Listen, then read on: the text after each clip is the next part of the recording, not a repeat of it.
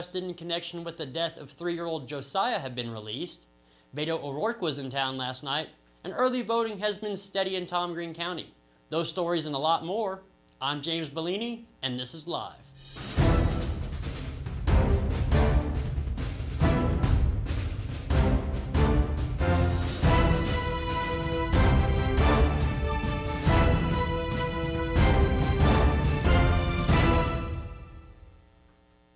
We'll get to the news in a minute, but first, whether you need a personal loan to consolidate debt, a credit card full of perks, or a checking account that protects you and your money, Texas Trust Credit Union has your back. There are 2 locations in San Angelo to serve you.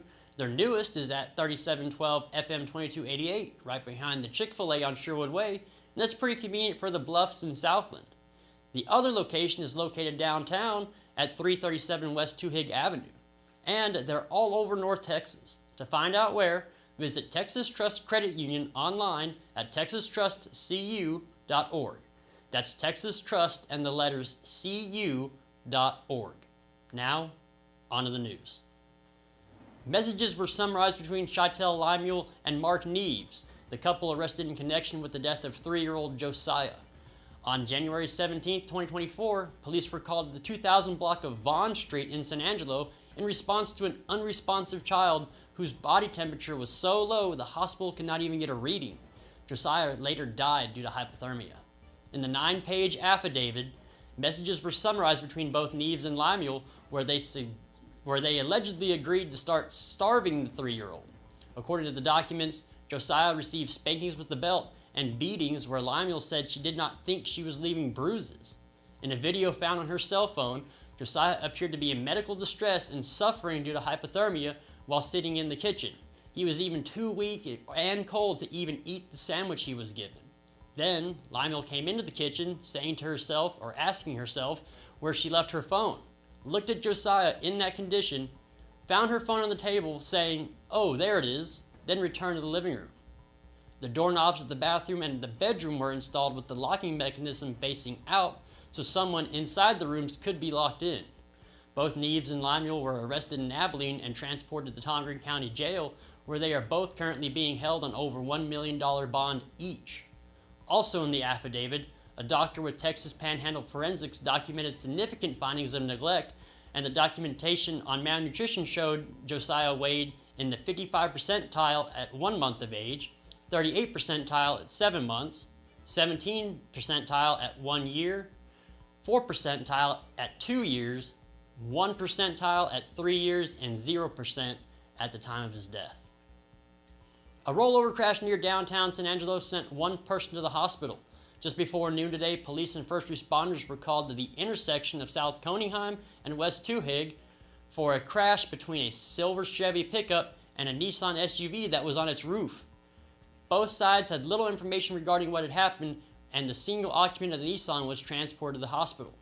No citations had been issued, and investigators were searching for footage to see how the crash transpired.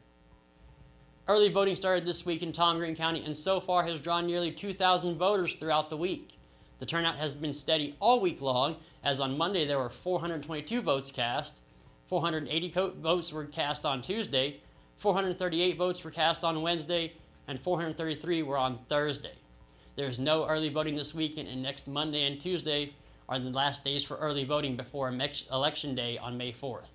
The big races include the San Angelo Police Chief race, the Wall ISD School Board race, and the Cristobal ISD bond. The San Angelo mobile app is the best app in the business. No, seriously. Download it on the Apple App Store or the Google Play Store. It's free and keeps you always up to date with news in San Angelo. Early Friday morning, a massive fireball was observed near Pecos off Interstate 20. Little information is known about the cause of the fire, but it was seen along the Reeves and Ward County line between Peyote and Barstow. Authorities are still investigating the incident. Yesterday evening, Beto O'Rourke was in San Angelo at a book signing at Old Town Bookstore on South Chadburn. Beto was signing his new book, We've Got to Try, How to Fight for Voting Rights Makes Everything Else Possible. Beto was seen signing books, talking to individuals in line, and taking pictures. His book is available on Amazon for around $20. Also, The 2024 NFL Draft started last night. 6 quarterbacks were taken in the top 12 picks, with the top 3 being USC's Caleb Williams, LSU's Jaden Daniels, and North Carolina's Drake May, all going 1, 2, and 3 to the Bears, Commanders, and Patriots respectively. Michael Penix Jr.'s went at 8 to the Atlanta Falcons, and at 10, J.J. McCarthy went to the Vikings. And then, Bo Nix went to the Broncos at 12. Also, 14 consecutive offensive players went off the board before the Indianapolis Colts broke the streak, taking UCLA defensive end Laitu Latu at 15. The Cowboys traded down for 24-29, picking up an extra third-round pick from the Detroit Lions, and still got their guy, Oklahoma offensive tackle Tyler Guyton. The second and third round will start tonight with Buffalo kicking things off. Into weather over the weekend and into early next week, expect highs in the upper 80s and low 90s. Right now it's 9 degrees outside. Tonight the low is 63. Tomorrow there's a 20% chance of thunderstorms after 8 a.m., with those chances increasing later that night to 70%. On Sunday, those storms should be over by 8 a.m., and they'll be sunny with a high of 85. Sunday night will be clear and bring a low of 56. Early next week, though, things heat back up with highs reaching 88 on Monday and 90 on Tuesday. When we come back, sports guy Ryan Chadwick talks about Wall softball and the other baseball and softball games that were played yesterday. But first, a word from the Bass Bunch. 2024 means savings galore at Jim Bass Mazda. Why not drive off our lot in a new 2024 Mazda CX-90, priced right at just $41,999. While you're here, be sure to ask about 0.9% APR financing. This SUV offers a third row and is built with you, your passengers, and your journeys in mind. Hurry, these are limited offers, and you can only get these deals at Jim Bass Mazda, the corner of Houston Hart and Arden Road, or shop 24/7 at bassbunch.com. High school softball playoffs began on Thursday night. Several Concho Valley schools saw action, and first up, Cristobal and Reagan County faced off at Lakeview High School. After a tough high-scoring battle, Reagan County took Game 1, 19-15. Game 2 is tonight at Lakeview at 5 p.m. Next up, Miles and Ozona squared off in Cristobal in a one-game series to see who punched a ticket to the area round. A close defensive battle ensued, and after 7 innings, the Lady Bulldogs came out on top 2-1. Finally, in Llano, the Wall Lady Hawks fought Blanco for a bi-district championship. Wall's explosive offense helped the Lady Hawks overcome a rough pitching outing full of defensive errors to claim victory 12-9. Coach Allison Seiger talked about the ladies' resilience after the game. Let's take a look. All right, I'm here with the now bi-district champion, head coach of the Lady Hawks, Allison Seiger. Coach, walk me through today's win. It got a little crazy, but what I'm super excited about is that we kept fighting and we did not give up. We hit the ball, we kept hitting the ball, we kept digging deep. You know, we had to go through a couple of ups and downs with our pitching, but, you know, we figured it out, and that's kind of what this team's been about this year. So, yeah, it seemed like every time that Blanco would put runs on the board, and they did almost every inning, it seems like you always had a response. That offense will carry you throughout the playoffs. So, like, what is that like, knowing that you got bats in your corner? It makes me feel really good. You know, we put a lot of work into hitting every day, and so, you know, to win games, you obviously got to pitch strikes and play defense, but you got to hit the ball. So it is comforting knowing that we can come back and usually put some runs on the board when we need to. All right, again, this has been head coach of the Lady Hawks, Allison Seiger, of course, after their win over Blanco tonight, 12-9. One of the highlights in last night's contest was the final out of the game. Freshman standout center fielder Cheyenne Floyd sprinted to catch a well-hit ball in the outfield to end the contest. Here's Floyd on her emotions during the play. All right, I'm here with Cheyenne Floyd, center fielder and freshman of the Lady Hawks after their bi-district win over Blanco. Cheyenne, just tell me the emotions you're feeling right now after your first high school playoff victory. I just feel amazing. It just feels so good to know that we're going to second round and that like all our hard work is going far for us, and it's just unexplainable how happy I am. Yeah. Now you play in the center field. That last out to secure the win came straight to you. What was going through your head when you saw that ball go up in the air? I was just like, I have to catch this. I have to catch this. If I catch this, we win. And I just put my full effort and made the play, and I just felt amazing. And then talk about your teammates for a minute, because, of course, baseball and softball are one of the best team sports in the world. Can't be anywhere without them, so just give them a shout-out. I just want to shout them out for all their hard work and that, like, we've all never given up and they've always been by my side through my hard times and, like, we've just been there for each other through ups and downs. And now y'all move on to the area, and this is still a pretty young team. How far can this team go this year? I think we can go pretty far if we just keep working and pushing through all the hard times and just working together as a team. All right, and again, this has been center fielder for the Lady Hawks after their by-district win over Blanco, 12-9, Cheyenne Floyd. Thanks for joining me, and back to y'all. Next up, the Lady Hawks face Iowa Park in the area round. Date and time for all playoff matchups, including the Miles Lady Bulldogs, will be announced at a later date. And for more sports around the Concho Valley and beyond, be sure to check in every day at sanangelolive.com/news/sports.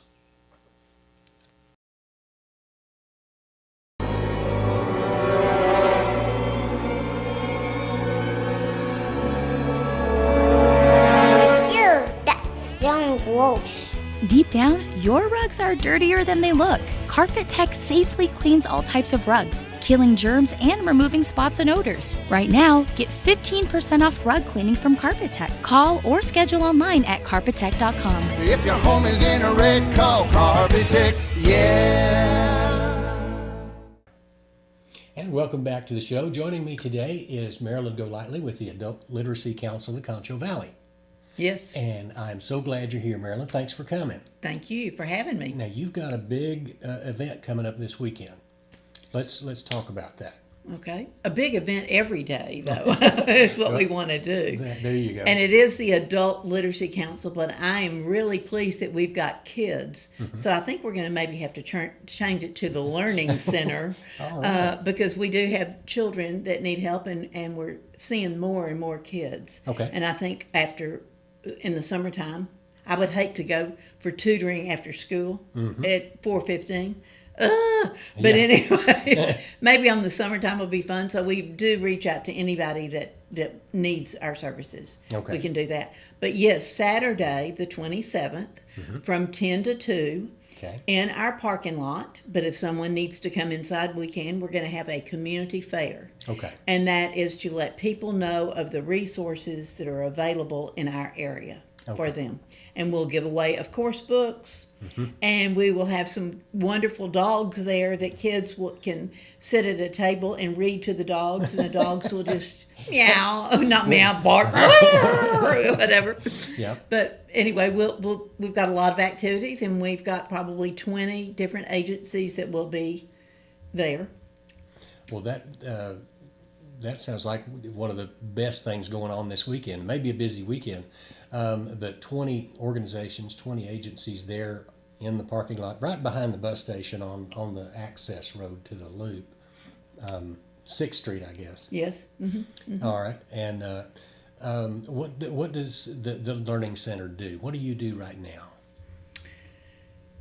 Each one teaches one, and it wherever there's a need, and if it's learning computers, citizenship, the GED, if it's having difficulty with 7th grade math,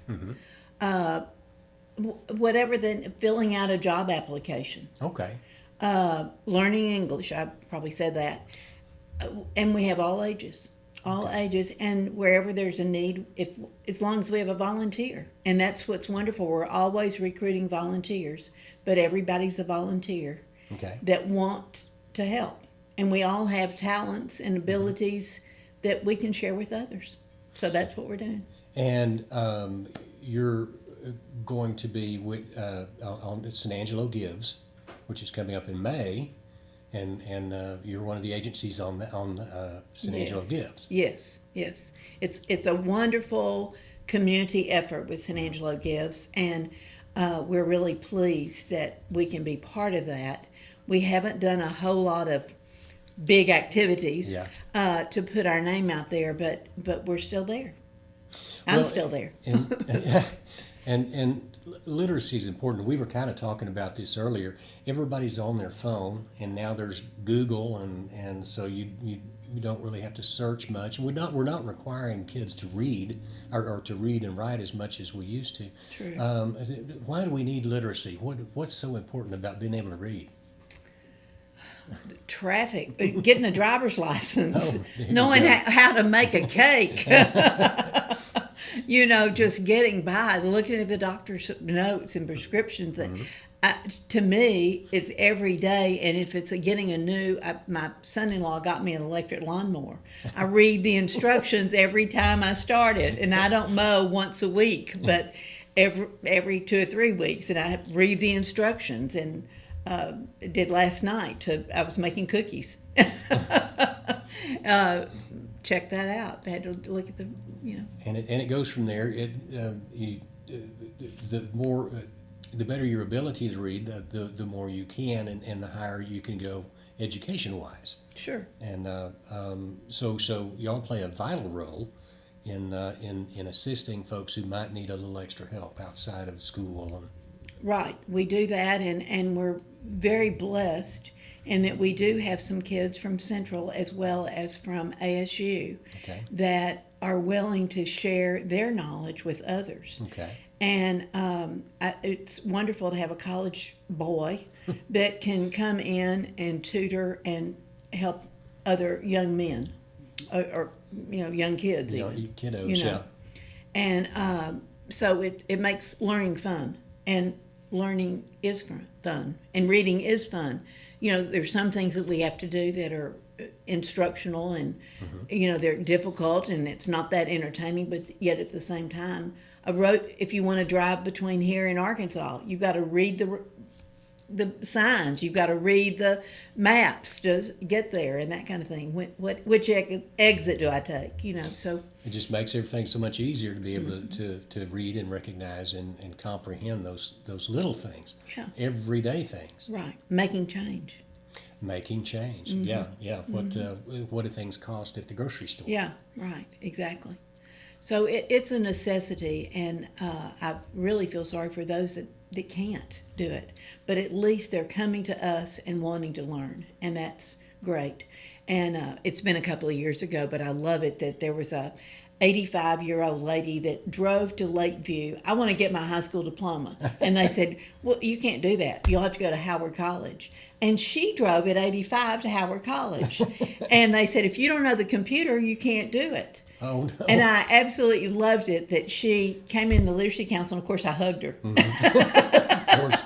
Yay! And she passed not all of it. She's passed now, so I can tell the real truth. But she passed several of the subjects, and I took her, she had a cap and gown, and I took a picture of her, and I took it to the nursing home. Oh, and the reason I had taken it to the nursing home, because I wanted the people that were cleaning the floors to see that maybe that would inspire them to get their GED. Well, actually, it was the other way around. It elevated her to a higher power because she was so excited about getting her framed picture in the nursing home. Oh, wow. And she died, and she saw her reward. That was her reward.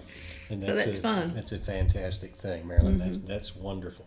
Okay, big event this Saturday, 10 to 2. 10 to 2. And the address is 59 East 6th Street. Right, and right. There'll be 20 organizations there for the community fair. Yes. Okay. And we'll have a fire truck and a police car, and I think there's even some kind of a concession, something another there. Okay. But it'll be fun and just networking among ourselves and sharing our resources with others. There we go.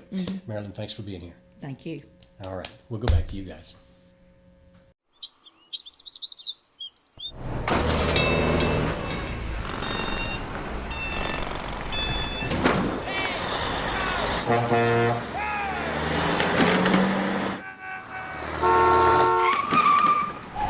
It's hard to believe how reckless some people can be and how hard they fight against real victims. You need a partner who consistently beats the giants and who will never, ever flinch. When it comes to unique pieces you can't find anywhere else, Kano's Diamonds and Coins is your one-stop shop. With over 24 years in the diamond and coin industry, Kano's Diamonds and Coins is West Texas's choice for diamonds, jewelry, coins, silver, and gold. Owner Bill Kano stands by his work and offers free consultations, including estate jewelry. Don't just trust anyone with your valuables. Come see the staff at Kano's at 1016 West Beauregard in San Angelo. Thank you for watching the Live Daily News Show, the only locally owned live news show in the Concho Valley. Go like us on Facebook, X, formerly known as Twitter, and other social media platforms, and download the San Angelo Live mobile app to stay up to date on all the news from in and around the Concho Valley. Thanks again, and we'll see you back here next week.